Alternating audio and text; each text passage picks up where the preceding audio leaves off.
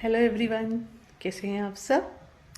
मैं कोमल, और चलिए आज बात करते हैं अवेयरनेस के ऊपर। ठीक है। अवेयरनेस का कनेक्शन हमारी एनर्जी से। ठीक है। अब क्या होता है, अवेयरनेस मतलब ध्यान देना, किसी चीज़ पर फोकस करना।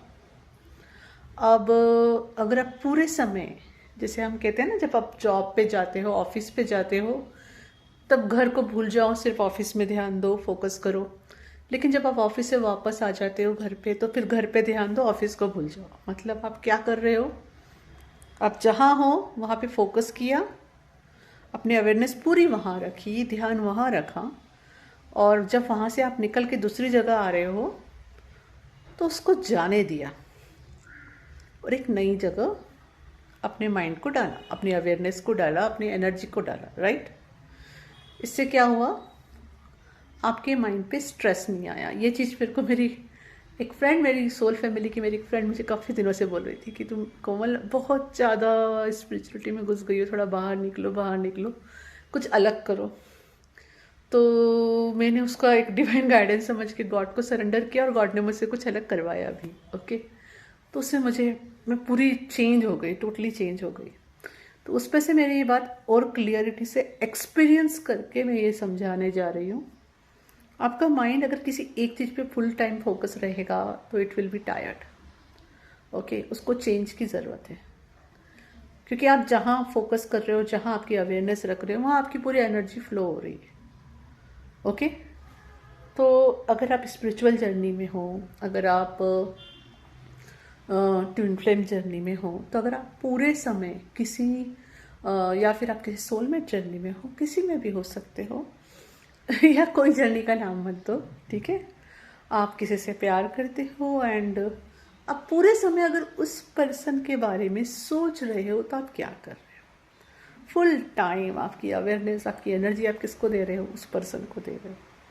उसको पैडल स्टोन पे रख दिया, आप कहाँ गए देखो, पहली चीज़, जो फॉर्मूला एक है कि सबसे पहले गॉड है, उसके बाद आप खुद हो, फिर आप जिससे प्यार करते हो या जो भी है वो पर्सन आएगा। राइट। क्योंकि जब तक वो चीज़ आपके अंदर नहीं है, वो बाहर नहीं हो सकती। ओके।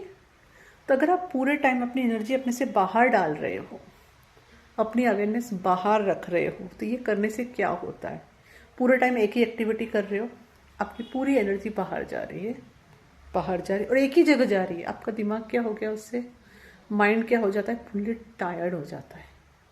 ओके। कोई बड़ी बात नहीं, आपको सपने भी वही आएंगे या पूरे टाइम थॉट प्रोसेस में वही चलता रहेगा। आप फ्रस्ट्रेट फील करोगे, फ्रस्ट्रेशन होगा, अपसेट होगे, स्पिरिचुअल डिप्रेशन हो सकता है। ओके। तो इसका बेस्ट तरीका क्या है, उस चीज़ से अलग हटना। इसीलिए कई तरीके सिखाए जाते हैं ना, कि पूरे समय वहाँ एनर्जी नहीं देना है, खुद पे लाओ, खुद पे लाओ, खुद पे लाओ। That is very important, very very important. Okay. जब आप ऐसा करते हो तो आपका माइंड रिफ्रेश होता है। ओके। वो हैप्पी हॉर्मोन्स बनाता है, आप ज़्यादा खुश रहते हो, और फिर वही खुशी जब अंदर होती है तो बाहर अट्रैक्ट करते हो। और अगर देखो, इनर से, अंदर से हम जब खुश हो ना, तो बाहर कोई भी माहौल हो ना, हमको उसका असर नहीं होता है।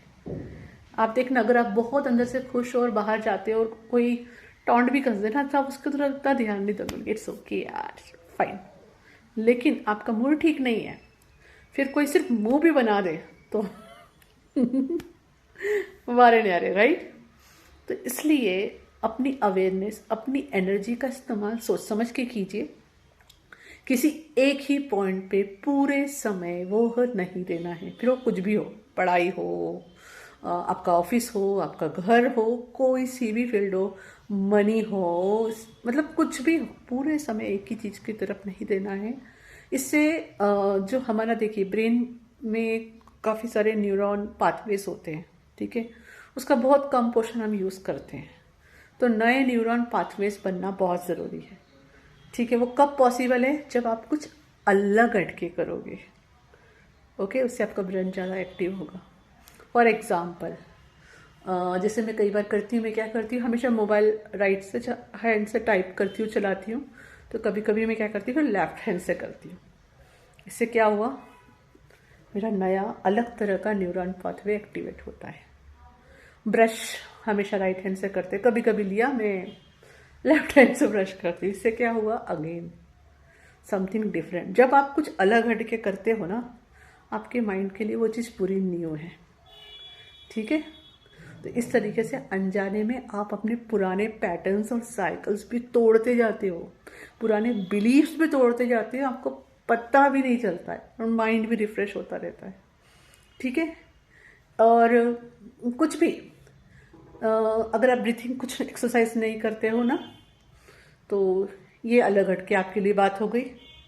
कुछ देर डीप ब्रीथिंग करिए। ठीक है, अगर आप एक्सरसाइज नहीं करते हो तो ये आपके लिए अलग बात है, नई बात है, कुछ देर एक्सरसाइज करिए। ओके, तो इस तरह से कुछ अलग हटके करना है।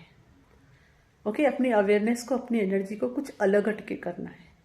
इससे आपको रिफ्रेशमेंट भी लगेगी, अच्छा भी फील होगा, और फिर आप जो भी काम करोगे ना, उसमें फोकस अपने आप बढ़ेगा। आप बोर नहीं होंगे, आप फ्रस्ट्रेट नहीं होंगे, आप अपसेट नहीं होंगे, ज़्यादा खुश रहोगे। पूरे समय एक ही बात को एनर्जी नहीं देते रहना है। ओके, वो भी आपको अपने गोल की तरफ पुश नहीं करेगी। तो जैसे अगर आप अपना करियर बनाना चाहते हो, तो ये नहीं कि 24 घंटे अपने करियर के बारे में सोचते रह रहे हैं। रिलैक्स होना ज़रूरी है, और स्पेशली सोने से पहले तो आपका रिलैक्स होना बहुत ज़रूरी है, क्योंकि नींद में जितनी अच्छी हीलिंग हो सकती है ना, वैसी कभी कहीं नहीं हो सकती। वो बेस्ट है। अच्छी गहरी नींद जो पर्सन लेता है, उसकी सॉलिड हीलिंग होती है। अब एक हीलिंग वर्ड को लेके ना मैंने देखा, मैं जब जनरली हीलिंग बोलती हूँ तो लोगों को लगता है किसी किसी को कि हीलिंग का मतलब है कि रोना धोना है। इट्स नॉट रोना धोना। हीलिंग वर्ड यूज़ होता है कि हम कुछ भी चीज़ को जो नेगेटिव दिख रही है उसको कैसे पॉजिटिव में देखें, पॉजिटिव प्रोस्पेक्टिव में लाएं, एंड उस नेगेटिविटी को कैसे लेट गो करें और ज़्यादा खुश रहे, ज़्यादा प्यार में रहे। राइट, यही तो हम चाहते हैं ना बेसिकली। सबसे पहले खुश रहना ज़रूरी है अपने आप में, है ना। सेल्फ एक्सेप्टेंस में आए, सेल्फ लव में आए।